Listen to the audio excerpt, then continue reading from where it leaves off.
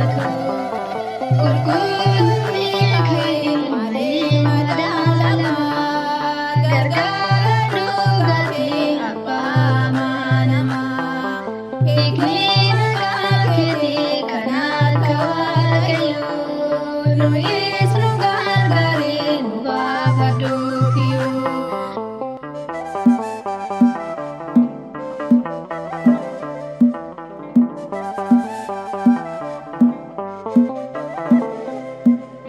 Qulqullumee kee maaluma waalala qulqullumee kee waa'ee ergamoota qulqullumee kee soba dhugaa bahu qulqullumee kee warri shakkitoota qulqullumee kee warri sagaananii qulqullumee kee kana barraamanii qulqullumee kee jireenya seexanaa qulqullumee kee kanaaf uumamanii qulqullumee kee malee madaalama gargaara dhugaatee abbaa namaa hiikni nagaa keetii kan akka waaqayyoo nuyis nu gargaaree nu baafadhuufiyyuu.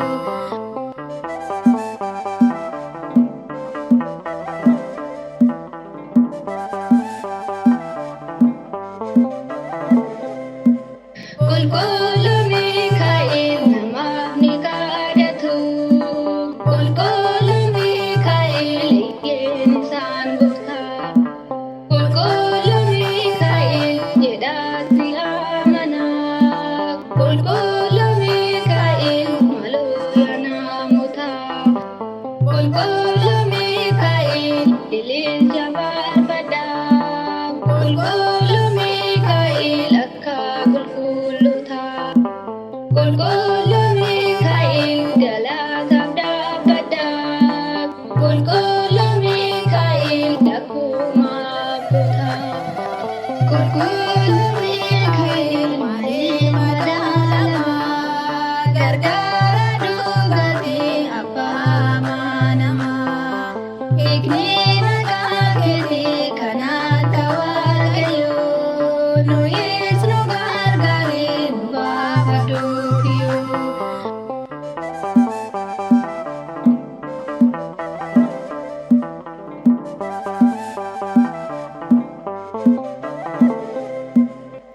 Qulqullumee kee aangoo argatanii qulqullumee kee waaqayyo gooftanii